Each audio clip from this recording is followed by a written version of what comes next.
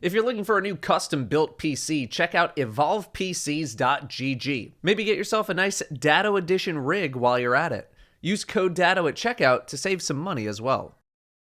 Gamers, we do a lot of weapon roll videos on the channel. They are not the most exciting pieces of content, I know, but they are important nonetheless. But something I don't really do in those videos is talk about whether or not those guns are, actually good.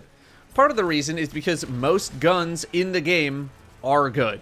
Most come with at least one or two pairs of perks that work well together, and ultimately Bungie wants you to pick a gun based on feel or fun factor. But we are not about that life today. Today we are about the optimal life. Today we are looking at what I and others believe are the best legendary guns in the game across all archetypes in every slot. It's a long one, get some water, grab a snack, put on your own music. But first, the 2-minute preamble, like in every other YouTube video of this kind, because I need to explain the terms and conditions. You can just skip ahead if you don't care, but if you do skip ahead, you give up your rights to get mad at me in the future regarding anything in this video. I had my own ideas of what the best guns in the game were, but I thought it would be a bit more conclusive if I got a lot of data. So I polled my Twitch chat of about 3,000 people at the time on what they thought the best guns were, and turns out my ideas were very, very in line with the audience at large. Keep in mind that my audience may have some PvE biases when it comes to certain things.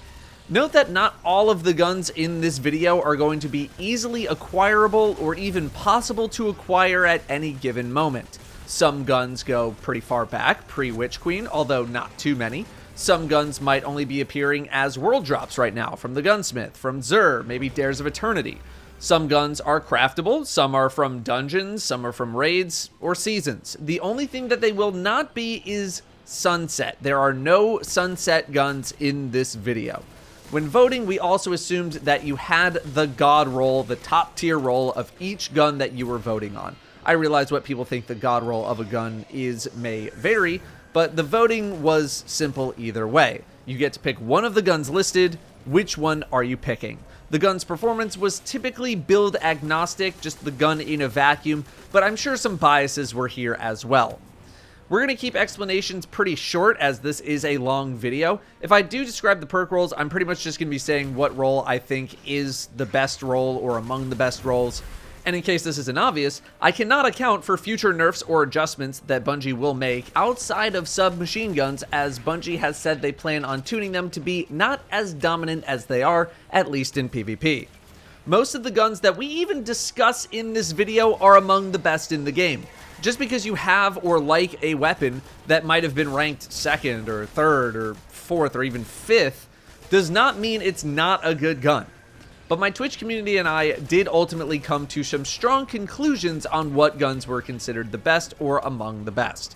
Finally, when it comes to future-proofing this video, you can generally assume that the older a gun is, the more likely that when a new gun comes out that matches the archetype, element, or other things of the older gun, that the newer gun will likely end up being better. The best example of this I could give is probably Gnawing Hunger, which is a very old gun. It has had a reissue, but is generally considered the top auto rifle because there haven't been many other Void auto rifles released. If a new Void auto rifle comes out, I have pretty high expectations that it will end up being better, at least perk-wise. Preamble's over. Let's start in the Kinetic Slot with auto rifles. Rufus's Fury, a craftable Root of Nightmares weapon, was voted the #1 auto in the Kinetic Slot right now, with Chroma Rush from Season 14 being a very close second. I think Rufus's Fury is a laser beam of a weapon, and even with some of the changes to kinetics and how much bonus damage certain guns get in the Kinetic Slot, it is still a top tier choice. Chroma Rush is still a very solid choice if you saved one back from Season 14, or if you manage to get one nowadays with Subsistence and Rampage, for example. Other guns polled were Last Breath from Prophecy, Crate from World Drops, and Duty Bound from Nightfalls, but these guns polled pretty low compared to the first two. In terms of PvP, I can't even recommend an auto rifle in the state that some machine guns are in right now, but I do think Rufus's Fury is enough of a laser that it's going to be a good option. For SMGs, Submission, the craftable Vow of the Disciple weapon, won the overwhelming majority of the vote. Sub Frenzy, Sub Demo, Overflow Frenzy. You have your pick of strong setups with this weapon. Extraordinary Rendition from Season 13 also made an appearance, along with Friction Fire from Season 12, but neither came close. Prolonged Engagement also showed up, but just barely. For PvP, the Immortal from Trials is an amazing option, overwhelmingly taking the top spot. People are hunting for rangefinder and target lock, even if I've heard that target lock isn't as helpful as people think. We also had Moldzimok from Iron Banner show up, as well as Pizzicato 22 with Perpetual Motion or Eye of the Storm with rangefinder if you're looking for some SMG help in PvP. Pulse rifles were quite close, with Smite of Moraine from King's Fall and Disparity from Season 19 taking the top spots, with it being close enough that it could have been a toss-up, although Smite did end up winning. Smite can roll with stats and One for All, and Disparity can do Outlaw or Rapid Hit with One for All or Headstone. For PvP, there are a lot of good options. Disparity again makes an appearance. Autumn Wind from Season 20 Crucible is also very good. You're looking for Rangefinder and Headseeker, which Bungie has apparently made into a good perk after 8 years. Peace of Mind still works well if you have one from Season 16. Other guns like Legal Action, Battle Scar, and Messenger all pulled a bit lower than the other weapons. For scout rifles, the options pulled were Hung Jury from Nightfalls, Night Watch from Random Drops or the new player reward from Shah Han, if that's still a thing, which I think it is, Servant Leader from Gambit, and Nameless Midnight back in Season 20 as part of the Vanguard. Hung Jury pulled the highest at just over 50% of the vote, with Night Watch in second, Servant Leader in third, and Nameless Midnight in fourth. Nameless Midnight is currently getting attention because of the new perk Kinetic Tremors. That being said, I don't think you can go wrong with any of these in PvE as long as they have a good set of perks. PvP did not really have that much of a vote. For sidearms, for those actually using one in PvE, Peace Bond from Iron Banner took a good chunk of the vote with a Subsistence and Headstone roll or maybe Demo, with the new Root of Nightmares sidearm Michael's Reverence taking second place thanks to Hatchling, Frenzy, and Paracausal Affinity. Liminal Vigil from Spire of the Watcher will probably take Peace Bond's place for a good chunk of people until Peace Bond returns to a loot pool near you. When it comes to PvP, Peace Bond is also among the more popular options, along with Empirical Evidence from Witch Queen and Allied Demand from Iron Banner. That being said, burst sidearms tend to work a bit better on mouse and keyboard, while semi-auto weapons tend to fare better on controller. For hand cannons, Fatebringer from Vault of Glass with almost any combination of good perks easily destroyed any and all competition for PvE, with Ias Luna with some sort of Headstone or maybe Demo roll from Grasp of Avarice getting second place, if we're even generous enough to give it that distinction. PvP-wise, Austringer and Rose were getting a good amount of attention. When it comes to fusion rifles, you have 4 to pick from: a fast one, a medium fast one, a medium one, and a slow one. The fast one, aka Riptide from Crucible, received the most votes, 2/3 of the vote actually, with Deliverance from Vow of the Disciple claiming second place. I do think that this is kind of a toss-up in terms of what speeds you like, but Riptide or Deliverance, I don't think you can go wrong. For grenade launchers, you also don't have a ton of options, but Ignition Code got the top vote from my community out of all of the ones currently available. I think most people end up using disorienting grenades as opposed to using their GLs to actually kill things, so if that's what you're doing, then as long as the grenade launcher has disorient on it, it's probably going to be fine. A lot of people like Ignition Code specifically because it can get slide shot, which allows you to reload by sliding, but this is not something I personally think is completely game-breaking.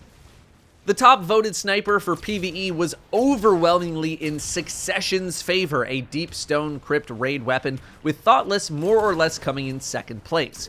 Considering the state of snipers right now though, it is pretty rare that you'll need to break out either one of these guns. When it came to PvP, things were pretty split between Eye of Soul from Trials and Defiance of Yasmin from King's Fall, with most other snipers like Bite of the Fox or Silicon Naroma getting a small amount of votes. Me personally, I think you should use whatever has the best perks on said sniper. I'd rather use a well-rolled sniper, even if it's considered worse than the best sniper with bad perks. Shotguns in the kinetic slot were among the most divisive, with Fractithis with opening shot from Season 14 getting a large chunk of the vote for PvP, with other top shotguns including Astral Horizon from Trials, Wronghill from Witch Queen, and Imperial Decree new in Season 20. When it came to PvE, Heritage from Deepstone was the favorite for damage purposes, followed by pretty much any shotgun that has 1-2 punch on it, depending on the build or setup that you're going for. Finally, the last of the Kinetic's bows were pretty split across multiple, as most bows tend to be pretty good as long as you have some good perks on them. Accrued Redemption from Garden got the most votes with 29%, but Raconteur from Season 20 and Biting Winds from Beyond Light were not too far behind. Ultimately, if you can get good perks on your bow of choice, I personally do not think it matters what bow you go for in PvE. PvP, let's be real, you're probably using Le Monarch anyway. Moving to energy slot weapons, we will again start with autos. Believe it or not, Gnawing Hunger, originally released in Season 6, but which has had a re-release, is still considered the best auto rifle thanks to its very strong perk selections. It is very difficult to go wrong with the perks on this gun. Amit got the second highest votes, giving it the title for best solar auto, and Sweet Sorrow from Season 16 was crowned third best, giving it the best arc auto title. Reckless Oracle from Garden also made an appearance. We haven't had a new Void auto in quite a while, and I will say that whenever we do end up getting one, as I mentioned in the beginning, it'll probably take the title from Gnawing Hunger unless it just ends up being a truly horrible weapon. For PvP, a consensus was not made, as SMGs are still absolutely dominant and have been for a while, but I suspect that Gnawing Hunger would have gotten a good chunk of the vote had we actually voted. SMGs were probably the most instantly conclusive set of guns voted on. Callus Mini-Tool from Season 17 was voted best solar thanks to Incandescent. Ikelos from Season 19 voted best arc thanks to Voltshot and its spectacular PvP performance, and Funnel Web from Witch Queen was voted best void, with Unforgiven from Duality grabbing second place. I think Funnel Web's ease of access is what won the vote. A lot more people have Funnel Web than Unforgiven, but Unforgiven can still get some pretty good rolls too. Shiura's Wrath made an appearance for the PvP vote, but Ikelos is still considered the top tier option. The BXR from Dares of Eternity was widely considered to be the best pulse in the game when it came to PvP, and the second best when it came to PvE, and therefore making it the best solar pulse for PvE. Insidious from Valve the Disciple took the top spot in the PvE category, claiming best arc pulse in the process. BXR can roll with great PvP perks with almost anything in the first column working with Kill Clip, or you can take Incandescent for PvE. Philotactic Spiral from Neomuna also made an appearance in the PvP list, along with Horror's Least from Nightfall. Grid Skipper enjoyers made an effort, but it did not end up cracking the top few guns, although it is still not a bad option. Veli's X, the Season 19 Ritual, actually ended up getting slightly more of the vote in PvE voting versus Grid Skipper, but by literally 1%. Ogma also placed decently in the PvE world. Scout Rifles had some pretty interesting results. When it came to Void Scouts, the vote was split 50-50 between Doom of Chelchis from Kingsfall and Vouchsafe from Dreaming City. So whatever you have a better roll of, just use that. For Solar Scouts, Trustee's Revamp from Deepstone Crypt takes the cake, with Staccato, a world drop, beating out Vision of Confluence from Vault of Glass, although not by much. In terms of Arc Scouts, Long Arm from Spire of the Watcher was quite popular, but Tarnished Metal from Season 18 can roll with Volt Shot, which for most people is going to be the difference maker. Hand Cannon World was quite interesting. In PvE, Nation of Beasts from Last Wish barely pulled ahead of Deepstone's Posterity with the revamp, which is a telling sign of the status of arc hand cannons in the game today. For Solar, Zowli's Bane from Kingsfall took things pretty handily, and Void went to Palindrome from Nightfall. I was surprised to see Palindrome also beat out Exalted Truth from Trials in PvP, but that could be because more people have Palindrome in my community than an Exalted Truth. Igneous Hammer, also from Trials, was popping up quite a lot, still a great option even if 120 RPMs will probably never be what they once were. Bottom Dollar and Trust also made it onto a couple of the lists, but neither scored very highly at all, single-digit voting.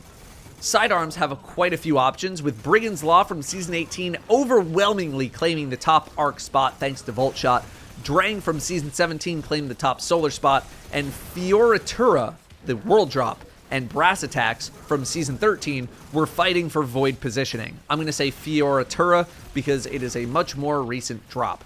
Drang seems to be the most popular PvP selection, along with some rapid-fire sidearms, although if you're the kind of person using a sidearm in PvP, you likely know what you're looking for already. My community could not come to an overall consensus on fusion rifles, actually giving the title of most balanced to fusions. Pretty much every fast or medium speed charging rifle is good, although bonus points are definitely going to go to guns with reservoir bursts or some kind of damage perks. Null Composure, the Season 14 ritual, is still a favorite, along with World Drop Cartesian Coordinate, but Plug 1, Royal Executioner, Main Ingredient, and many more were all mentioned. Fusions are in a pretty good state, and I think with maybe one more small buff to slower firing ones, they will be quite balanced across the entire weapon class. When it comes to PvP selections, almost any fusion with good, non-kill or damage requiring perks like Tap the Trigger, Under Pressure, and Firmly Planted are gonna make for a good fusion rifle. Grenade launchers are heavily dominated by wave frame archetypes in PvE. Most people considered Forbearance from Valve the Disciple to be the best, and I would agree, but more often than not, you're going to use one that matches the element of your subclass for any sort of mod bonuses, so Explosive Personality from Season 16 for Solar, and either Deafening Whisper from Season 12 if you still have one with Ambitious Assassin and Rampage, or the new one, Harsh Language. Wilder Flight from Spire of the Watcher also got quite a few mentions.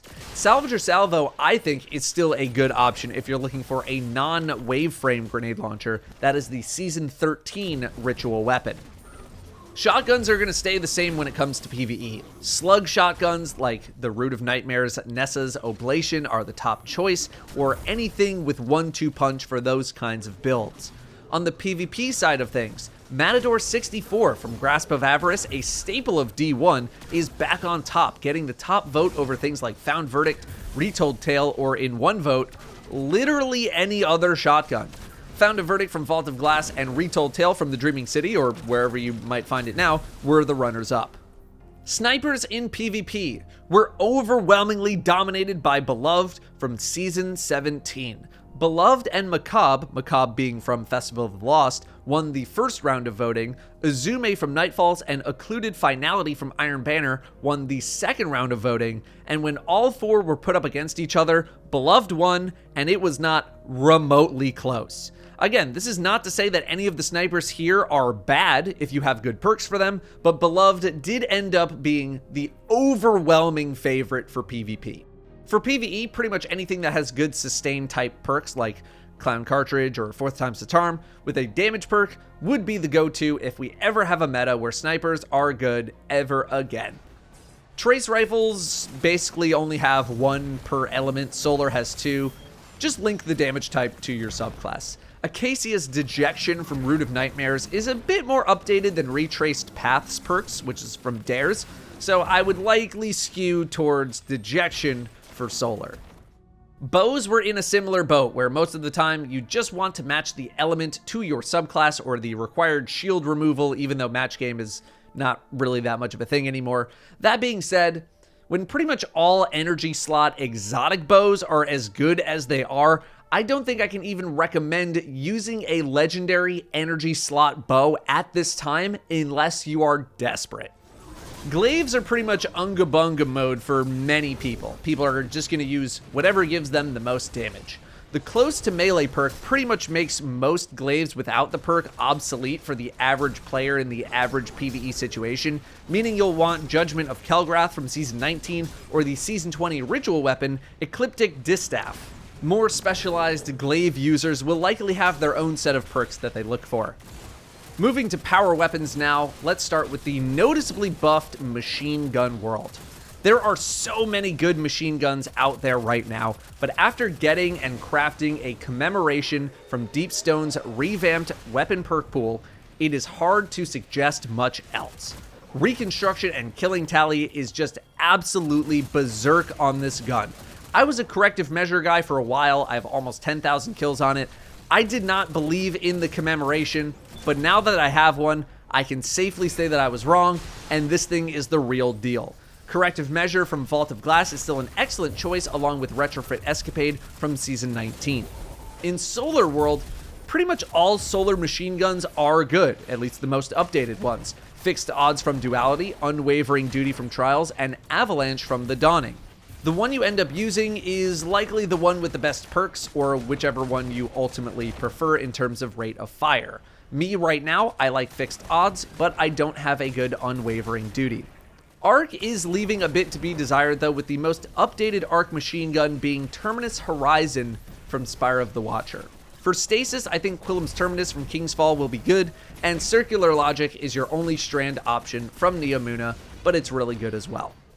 Linear Fusions, I think the new one from Root of Nightmares, Briar's Contempt, is not currently beating out Cataclysmic from Vow of the Disciple, and Cataclysmic, I think, still takes the cake for all linear fusions. But if you need to shift to other linears for elemental reasons, Taipan works for Void, Fire and Forget from Season 19 for Stasis, or if you have a well-rolled Vice Stinger Reed's Regret still from Trials, that works too, along with Storm Chaser for Arc from Duality. Sail Spy Pitch Class got destroyed in voting versus Storm Chaser. Rockets are still very popular, still quite a dominant damage strategy, and for the most part, as long as you have a rocket with some sort of reload or magazine enhancing perk like Demolitionist, Clown Cartridge, Overflow, Field Prep, or in the right conditions, auto-loading, along with some kind of damage perk like Frenzy or Explosive Light, you're going to be just fine. Hothead from Nightfall, Hezen Vengeance from Vault of Glass, Bump in the Night from Season 17, if you got an old Code Dwello from Season 13, as long as they have those kinds of perks, you're good. Royal Entry from the Vanguard I still think gets Clown Cartridge if you want Void. Grenade launchers had a lot of hype going into Lightfall, but they haven't exactly made the splash people were anticipating. They have a similar situation to rockets. More often than not, you're looking for perk selection more than individual guns. Field Prep, Autoloading, Envious Assassin, along with Explosive Light is generally what you're looking for. Regnant from Season 20 for Void, Wendigo from Nightfall for Arc, Marcillian World Drop for Solar, Typhon World Drop for Stasis, and I think Caraxes' Distress is the only strand grenade launcher at the moment. Finally, the end of the list. We are at swords. Yet again, this is a case of perks making the weapon for the most part. Most people go Unga Bunga mode with swords, swiping until something dies. Relentless Strikes, Tireless Blade, Whirlwind Blade are all solid choices, with Eager Edge being more of a movement perk option, although it has its merits in PvP as well. Falling Guillotine from forever ago is still considered a fantastic sword option, but most swords are going to get the job done here, and unless a very specific meta comes along that says you must use a specific sword for a specific reason, then you pretty much have pick of the litter when it comes to swords.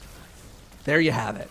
What are widely considered the best guns in the game as of this video, and if they're not, they're definitely top tier options. You can, of course, feel free to drop your own underrated gems in the comments. Now, depending on when you're watching this, some things may be out of date, but if enough stuff happens that I need to update this list, I will do so, but I don't anticipate many of these guns getting completely dethroned to the point where they become a terrible option.